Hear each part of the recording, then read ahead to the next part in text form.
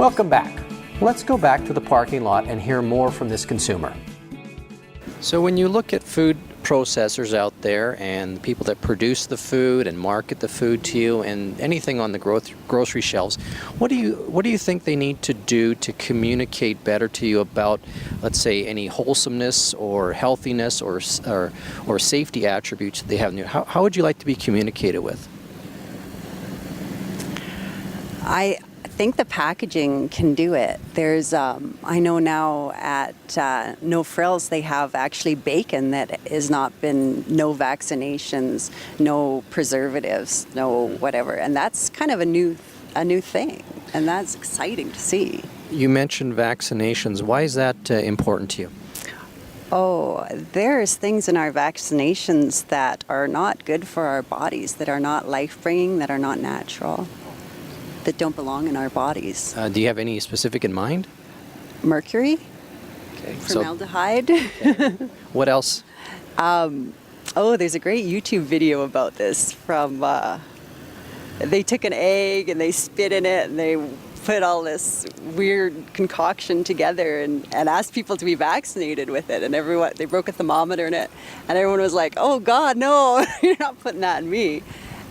But that's basically the ingredients that were going into our vaccinations. So I think that's really important. Did you know in Alberta and Canada, and for that matter the U.S., before a beef animal or a cow is taken to market, that it has to have been antibiotic and vaccination free for at least 15 days and there can be no residue or it's rejected?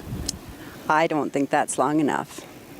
How long should it be in your mind? I don't think it should go in there in the first place. So would you rather eat an unhealthy animal or a healthy animal?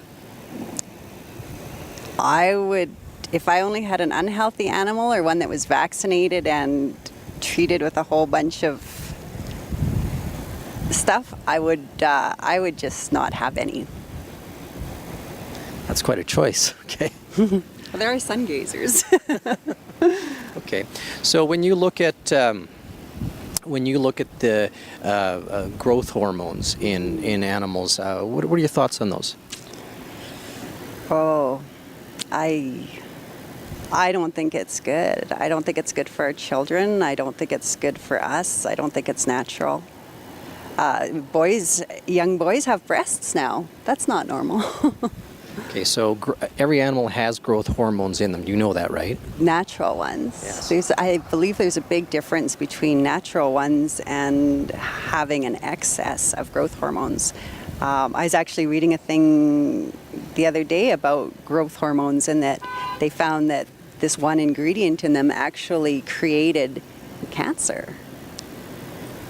So for that, to add extra of that to our food, I don't think is wise. So here's a bigger question for you. Do you think the Canadian food supply is safe? No. No. Where do you think it's falling down? Everywhere. Well, can you be more specific?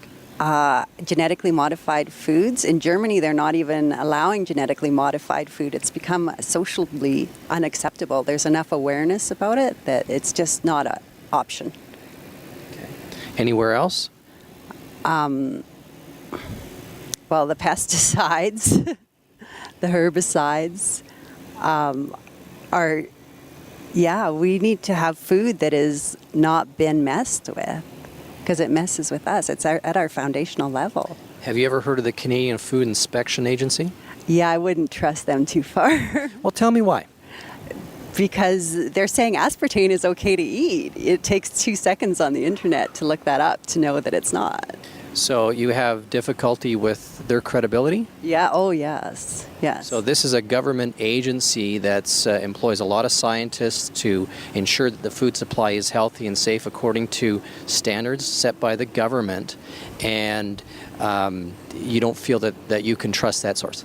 Actually, our government has a lot of old Monsanto employees in it at a federal level. So it kind of makes me question as to who's really running the show up there. And if it's in integrity and transparency, I don't believe it is. Okay. So when you look at your weekly shopping needs for your family, and you look at the decisions you have to make, How do you plot out your week to make sure that the products you want end up in your grocery cart? I buy organic grains, ancient grains. I get food meat. I don't try not to buy my meat in the grocery store as much as possible. And fruits and vegetables. In the summer, it's nice because we have farmers markets and there's people who are growing good food from heritage seeds close to home. Okay, great. Well, thanks for your time today, Susan, and have a great day shopping. Thanks, Rob. For food producers, processors, and marketers, it's imperative to pay attention to the market segment which has little or no knowledge of food production, as they have the least amount of comfort with transparency in the industry. This includes food safety, labeling, and production practices.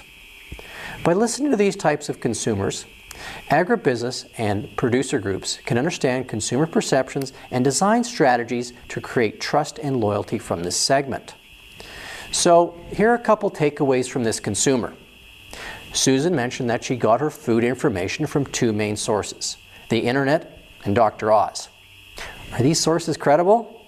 We really don't know. But what this tells us is that she trusts a particular form of messaging.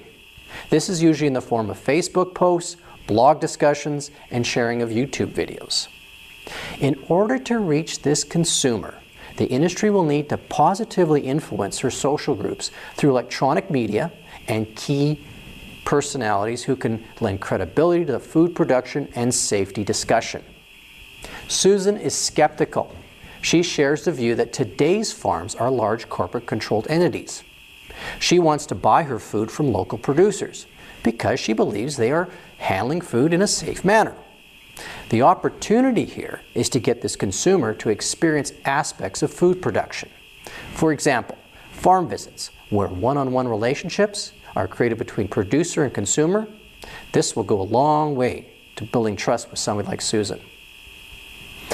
It seems that Susan does not trust government or industry practices to ensure food safety. Third-party food audits did not resonate with her at all, and she seems to be unclear about CFIA's role in food safety.